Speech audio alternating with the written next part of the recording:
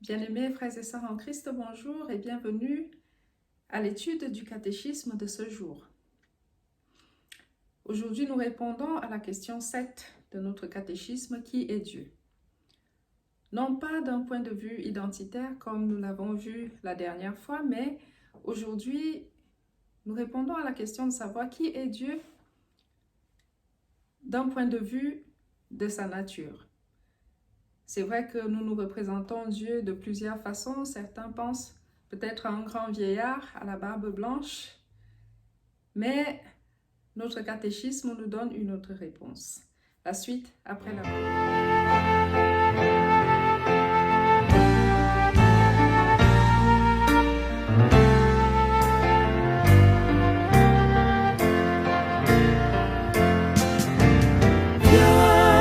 Esprit de Dieu vivant, sois le maître en moi. Viens, Esprit de Dieu vivant, sois le maître en moi. Sonde-moi,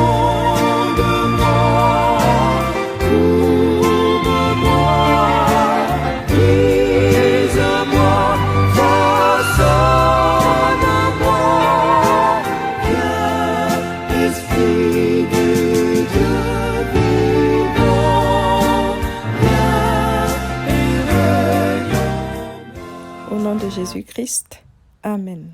Notre question du jour, qui est Dieu? La réponse de notre catéchisme nous dit: Dieu est esprit, et il faut que ce qu'il adore l'adore en esprit et en vérité. Cette réponse n'est pas le fruit du hasard. Cette réponse est tirée d'un verset biblique qu'on trouve dans l'Évangile selon Saint Jean au chapitre 4, verset 24. Verset tiré d'une conversation entre Jésus et une femme samaritaine. Nous reviendrons sur le contexte et cette conversation un peu plus loin. Donc, qui est Dieu? Dieu est esprit et il faut que ce qu'il adore l'adore en esprit et en vérité. Deux choses apparaissent dans cette réponse. D'abord que Dieu est esprit et ensuite, du fait qu'il est esprit, il convient de l'adorer en esprit et en vérité. Dieu est esprit. Dans une question précédente de ce catéchisme, nous avons eu à nous pencher sur l'identité de Dieu à travers la réponse qu'il a donnée à Moïse, son prophète appelé à conduire le peuple d'Israël en terre promise. Dieu dit à Moïse: « Je suis celui qui suis, celui qui était, celui qui est, celui qui sera, celui qui est éternel. » C'est l'aspect identitaire. Maintenant, dans sa nature, comment on se représente Dieu? Le Seigneur Jésus, dans sa conversation avec la Samaritaine, lui dit dans ce verset: « Dieu est esprit. » Donc Dieu n'est pas limité dans une forme. Dieu n'est pas limité dans une matière. Dieu est esprit, il est invisible. Il ne peut être représenté dans un contenu. Mais lui qui n'a pas de limite peut tout contenir. Il peut aussi prendre la forme qu'il veut. Il peut également transformer tout ce qu'il touche. Dans ses attributs, nous savons que Dieu est omnipotent, c'est-à-dire il peut toutes choses. Il est également omniprésent, c'est-à-dire il peut être partout, en tout lieu, à la fois. Dieu est également omniscient, c'est-à-dire il connaît toutes choses. Il est donc impossible de se cacher devant sa face, impossible de le fuir, impossible de le limiter à une forme, à un lieu, à une action. Dieu est sans limite et il est esprit. Il est vrai, il est plus facile pour nous de nous représenter Dieu sous une forme précise. Mais si Dieu était limité dans la matière ou dans un corps physique, il ne serait pas omniprésent, c'est-à-dire partout à la fois. Mais puisque Dieu peut tout contenir, il est la puissance qui peut animer toute chose. Et c'est pourquoi, lorsqu'il se manifeste en nous, parfois, nous pouvons voir ou entendre des manifestations ou des formes ou des choses qui nous font percevoir par nos sens, par la vue, par l'ouïe ou par le toucher ou des choses perceptibles en esprit, des choses qui nous font ressentir la présence de Dieu. Dieu peut se manifester sous n'importe quelle forme qu'il souhaite, car il est tout-puissant. Il peut même se manifester ou se présenter sous une forme humaine, physiquement humaine s'il le souhaite. Dans la Bible, on peut lire différentes sortes de manifestations de Dieu sous plusieurs formes. On va citer par exemple, si on lit dans l'Ancien Testament le livre de Daniel au chapitre 5, nous voyons que dans cette histoire, alors que le peuple hébreu est en captivité chez les Babyloniens et que Daniel, qui est resté fidèle à Dieu, est à Babylone, un jour où le roi Belshazzar, qui était fils de Nabuchodonosor, donc qui a succédé à cet ancien roi, donc un jour où donc Belshazzar donne un grand banquet, donc après avoir pris du vin, il ose demander qu'on se serve des coupes d'or et des coupes précieuses qui ont été dépouillées du temple de Jérusalem. Il ose demander qu'on s'en serve dans son palais. Et voilà que Dieu se manifeste. Pendant qu'ils sont en train de festoyer, on voit une main humaine dont les doigts commencent à écrire sur le mur quelque chose que Daniel a traduit et qui signifie tu ne t'es pas abaissé, donc tu es orgueilleux, comme l'a été ton père. Et de ce fait, Dieu a fait le compte de ton règne et il y a mis fin. Tu as été pesé dans la balance et tu as été trouvé insuffisant. Ton royaume sera divisé et donné aux Médès et aux Perses. Bref, Dieu utilise cette main humaine pour écrire sur le mur. Donc, parce que Dieu est esprit, au moment voulu, à l'endroit voulu, et selon le contexte voulu, selon sa volonté, il peut prendre la forme de ce qu'il veut et animer, dynamiser ce qu'il veut pour ses desseins.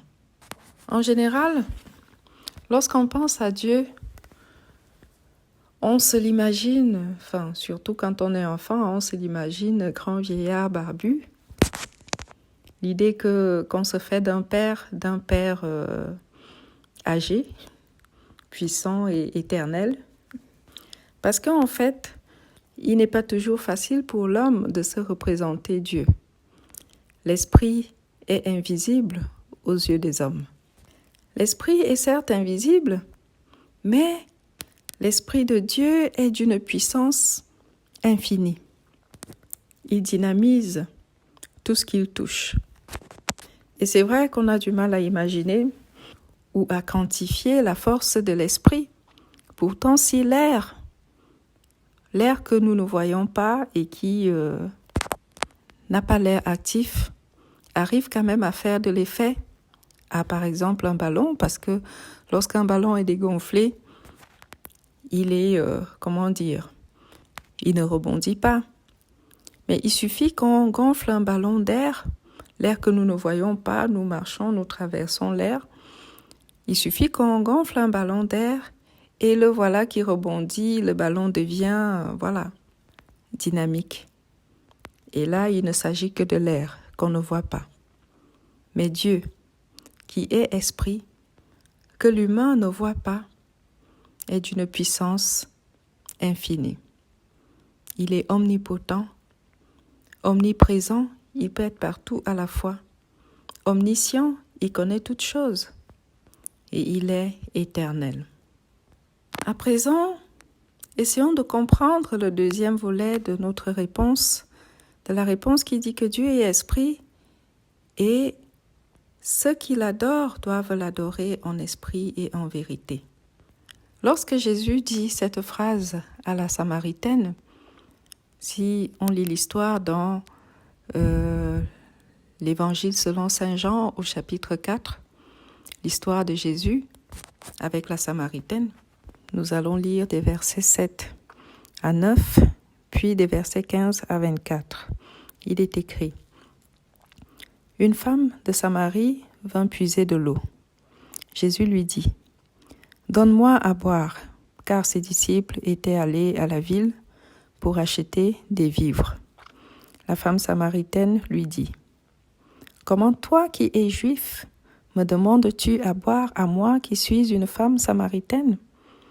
Les Juifs, en effet, n'ont pas de relation avec les Samaritains. Alors, à partir du verset 15, alors que Jésus lui a dit qu'il peut lui-même lui donner de l'eau vive, au verset 15, la femme lui dit: Seigneur, donne-moi cette eau, afin que je n'aie plus soif et que je ne vienne plus puiser ici. Va, lui dit Jésus, appelle ton mari et viens ici. La femme répondit: Je n'ai point de mari. Jésus lui dit: Tu as eu raison de dire je n'ai point de mari, car tu as eu 5 maris, et celui que tu as maintenant n'est pas ton mari. En cela tu as dit vrai. Seigneur, lui dit la femme, je vois que tu es prophète. Nos pères ont adoré sur cette montagne et vous dites, vous, que le lieu où il faut adorer est à Jérusalem. Femme, lui dit Jésus, crois-moi, l'heure vient où ce ne sera ni sur cette montagne ni à Jérusalem que vous adorerez le Père. Vous adorerez ce que vous ne connaissez pas. Nous adorons ce que nous connaissons car le salut vient des Juifs.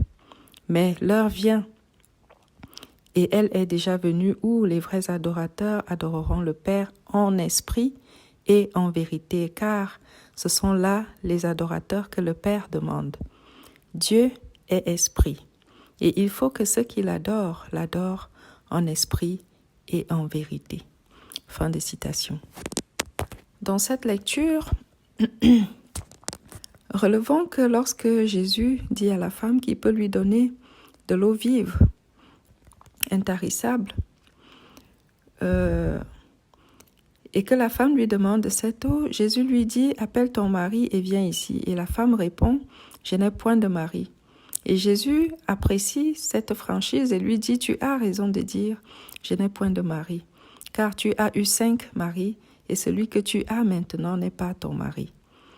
Et c'est là où Jésus enchaîne pour lui dire, Dieu est esprit, il faut que ce qu'il adore l'adore en esprit et en vérité, pas dans le mensonge. En effet, la femme comprend que Jésus connaît sa vie, il peut lire dans ses pensées. Et heureusement pour elle, qu'elle n'a pas trop cherché à mentir. Surtout que, comme on l'a lu au début du texte, les Samaritains n'étaient pas réputés pour être de bons adorateurs ou pour être des gens particulièrement honnêtes. Pour la petite histoire, les Juifs et les Samaritains ne s'appréciaient pas beaucoup. Les Juifs accusaient les Samaritains d'être des idolâtres et des mauvais adorateurs. Cela vient de l'histoire de Salomon, comme vous le savez dans la Bible, après le règne du roi Salomon, parce que il y a eu de l'idolâtrie. Dieu a divisé le grand royaume d'Israël en 2 parties. Une partie au sud qu'on a appelée Juda, qui avait les 2 tribus de Juda et de Benjamin, avec quelques Lévites. Et la capitale de Juda, donc, c'était Jérusalem, qui est encore... et Juda constitue Israël d'aujourd'hui. Et puis, la grande partie du nord, c'était les 10 tribus en dehors de Juda et Benjamin, parce que nous savons que le grand Israël avait 12 tribus. Et donc, les 10 grandes tribus du nord, la partie du nord qu'on avait appelée Israël, leur capitale, c'était la Samarie. Et donc, ils étaient beaucoup plus idolâtres que ceux du Sud. D'ailleurs, ils ont été déportés en Assyrie bien avant ceux du Sud et ils se sont dispersés dans la nature jusqu'à aujourd'hui. Et donc, les gens du Sud, les gens de Juda, avaient très peu de considération pour les gens du Nord, surtout ceux de la capitale en Samarie du Nord. C'est pourquoi l'étonnement de la femme lorsque Jésus la questionne. Et heureusement pour elle, elle n'essaie pas de mentir lorsque Jésus lui parle d'un mari qu'elle n'a pas vu, qu'elle a eu 5 maris et celui avec lequel elle était n'était même pas son mari. Pour revenir à notre sujet, cette Samaritaine constate donc que Jésus peut lire dans ses pensées. Et d'ailleurs, Jésus le lui confirme en disant cette phrase dans Jean 4, 24. « Dieu est esprit, et ceux qui l'adorent doivent l'adorer en esprit et en vérité. » C'est-à-dire, ce n'est pas la peine d'essayer de se cacher devant la face de Dieu. Ce n'est pas la peine de raconter des mensonges. Ce n'est pas la peine de privilégier le paraître, parce que ce sont les hommes qui voient le paraître. Dieu est esprit, et l'adoration qui doit être vouée à Dieu doit être une adoration sincère, qui vient de l'être, non du paraître, une adoration qui vient du cœur, qui ne cherche pas à tricher, parce que quand on est pécheur, Dieu le sait qu'on est pécheur. Ce qu'on a fait dans le secret, Dieu le sait, parce qu'il est esprit. Qu'on soit prêtre, diacre, pasteur ou responsable d'église, qu'on soit celui qui s'affiche comme étant très pieux, ce sont les hommes qui voient les apparences. Mais Dieu connaît l'être de chaque personne parce qu'il est esprit. Et donc, il convient pour ceux qui l'adorent de l'adorer en esprit et en vérité. Et d'ailleurs, avant ce verset, Jésus dit à la femme, « L'heure vient et elle est déjà venue où les vrais adorateurs adoreront le Père en esprit et en vérité. » Ah, ça veut dire qu'il y a beaucoup de faux adorateurs. Mais les vrais adorateurs dont Jésus parle ici, c'est ceux qui ont une foi et une adoration sincère, qui adorent Dieu vraiment en esprit, dans la vérité, sans essayer de paraître ce qu'ils ne sont pas, et surtout pas devant la face de Dieu, parce que Dieu connaît toutes choses, il est omniscient, et il sait tout ce que le croyant fait dans le secret. Et donc, lorsqu'on est face à Dieu, il convient de se dépouiller de toute malice, toute hypocrisie, tout faux semblant, parce que la vraie adoration vient de l'être, elle doit être sincère, elle vient du cœur, par la foi. Une adoration consciente que Dieu est esprit et tout-puissant, qu'il connaît toutes choses et qu'il peut toutes choses. Alors, à notre question numéro 7 d'aujourd'hui, de savoir qui est Dieu. Dieu est esprit et il faut que ceux qui l'adorent en esprit et en vérité. Amen. Voilà pour aujourd'hui. Je vous dis à la semaine prochaine pour la question numéro 8. Que Dieu nous garde, que Dieu nous bénisse. Amen.